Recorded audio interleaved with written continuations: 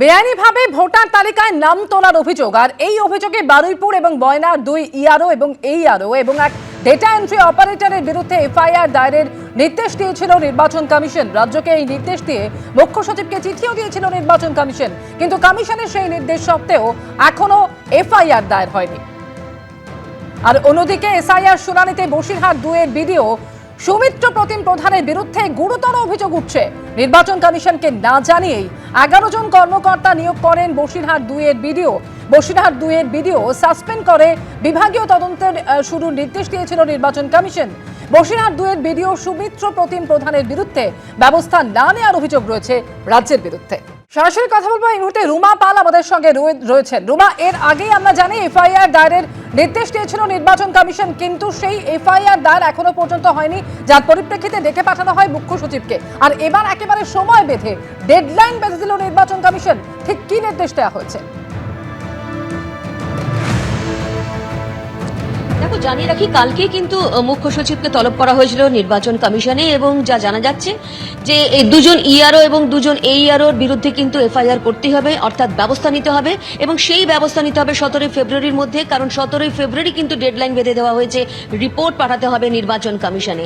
আবারও কিন্তু নির্বাচন কমিশন নিজেদের অবস্থায় অনড়, এবং রাজ্যকে তারা বারবার বলেছেন যে এই বিষয়ে কিন্তু তারা ব্যবস্থা নিক। কারণ গত অগস্ট মাস থেকে আমরা দেখতে পাচ্ছি যে এই ধরনের কিন্তু ব্যবস্থা নেওয়ার জন্য নির্বাচন কমিশনকে বারবার কিন্তু রাজ্যকে বলা হচ্ছে, এবং সেই সময়ও কিন্তু মুখ্য সচিবকে ডাকা হয়েছিল নির্বাচন কমিশন, দিল্লিতে নির্বাচন কমিশনে ডাকা হয়েছিল, এবং সেক্ষেত্রে বলে রাখি যে বারবার কিন্তু বলা হয়েছিল 2 ইআরও এবং এইআরওর বিরুদ্ধে কিন্তু ব্যবস্থা নেওয়ার ক্ষেত্রে।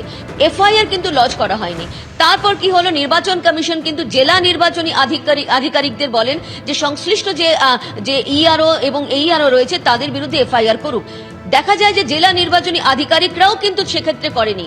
নির্বাচন কমিশন কিন্তু পরপর রাজ্যকে বলার পর, এবং অবশ্যই ডিএম অর্থাৎ ডিওরা জেলে রয়েছেন তাদেরকেও বলেছিল, তারপরও কিন্তু এফআইআর লঞ্চ করা হয়নি।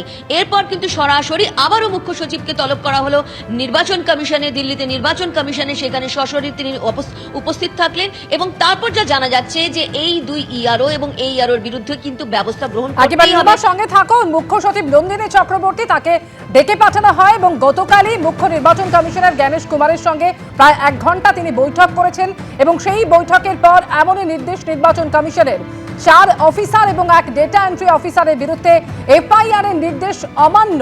বসিরহাট 2 এর বিডিওকে সাসপেন্ডের নির্দেশ অমান্য করার অভিযোগ। 3 ইলেকটোরাল রোল অবজারভারকে বদলির নির্দেশ খারিজের নির্দেশও অমান্যের অভিযোগ। আর এই সমস্ত অভিযোগেই নন্দিনী চক্রবর্তীকে তলব করা হয় দিল্লিতে। আর এবারে একেবারে ডেডলাইন বেঁধে দিল নির্বাচন কমিশন। আগামী 17 তারিখ অর্থাৎ 17 ফেব্রুয়ারির মধ্যে এই নিয়ে কমিশনকে রিপোর্টও দিতে হবে। বিস্তারিত জানাচ্ছিলেন আমাদের প্রতিনিধি রুমা পাল। রুমা, দেখো, জানিয়ে রাখি যে এই বিষয়টা কিন্তু গত অগস্ট মাস থেকেই আসছে। 5ই অগস্ট যখন নির্বাচন কমিশন থেকে বলা হয়েছিল, তারপর দেখা যায় যে সম্ভবত 13ই অগস্টে কিন্তু তদানীন্তন যে মুখ্য সচিব ছিলেন তিনি কিন্তু দিল্লিতে গিয়েছিলেন, এবং দিল্লিতে তলব করা হয়েছিল যে কেন নির্বাচন কমিশনের যে ডেডলাইন বেঁধে দেওয়া হয়েছে এবং যে নির্দেশ দেওয়া হয়েছে সেটা কিন্তু রাজ্য সরকার অমান্য করেছে।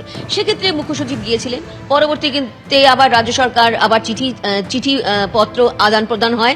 সেক্ষেত্রে বলা হয় যে তাদের বিরুদ্ধে অবশ্যই সাসপেনশনের বিষয়টা দেখা হচ্ছে, তবে এফআইআর এর বিষয়টা কিন্তু রাজ্য সরকার সবসময় নমনীয় ছিল, এবং তাদের বক্তব্য ছিল, যা কমিশন সূত্রে খবর, যে অবশ্য এই ধরনের ঘটনা কিন্তু এমন ইচ্ছাকৃত করা হয়নি, এবং কোনো কারণে তারা সেটা করেছেন সেটা কিন্তু নির্বাচন কমিশন মনে করছে যে এটা ইচ্ছাকৃতভাবে, এবং অবশ্যই এটা ভুয়ো ভোটার কিন্তু এনলিস্টেড করার জন্য কিন্তু করা হয়েছিল যখন এসআইআর প্রক্রিয়া শুরু হয়েছে, এবং সেটা এআই এর মাধ্যমে দেখার পরেই কিন্তু নির্বাচন কমিশন তারা কিন্তু সিদ্ধান্ত নেয় যে এই 4 যে ইআরও এবং এইআরও রয়েছেন তাদের বিরুদ্ধে ব্যবস্থা গ্রহণ করতে হবে এবং এফআইআর করতে হবে। অর্থাৎ নির্বাচন কমিশনের যে নির্দেশ সেটা কিন্তু অমান্য করেছে রাজ্য, এমনটাই কিন্তু কমিশন জানাচ্ছে। তবে তারপর ধাপে ধাপে কিন্তু আমরা দেখতে পাই এখন কিন্তু প্রায় শুনানি আজকে শেষ হচ্ছে, আর মাত্র 7টা দিন স্ক্রুটিনি বাকি আছে, তারপরও কিন্তু এই 2 ইআরও এবং এইআরওর বিরুদ্ধে কিন্তু ব্যবস্থা নেয়নি।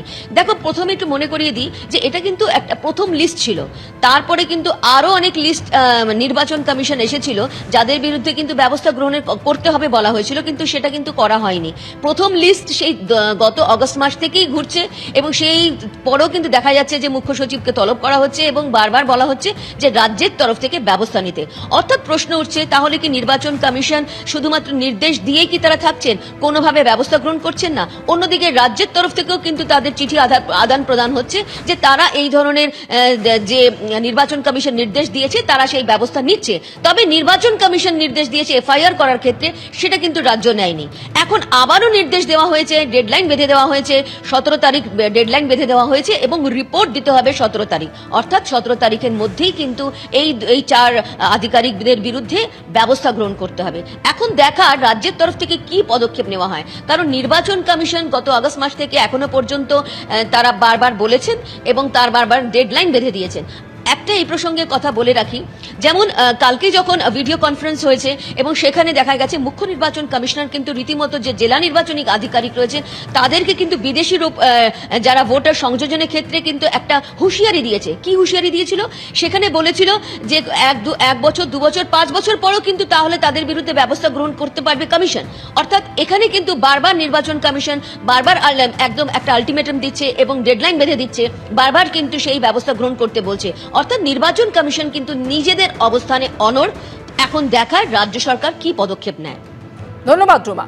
এবিপি আনন্দ, এগিয়ে থাকে, এগিয়ে রাখে।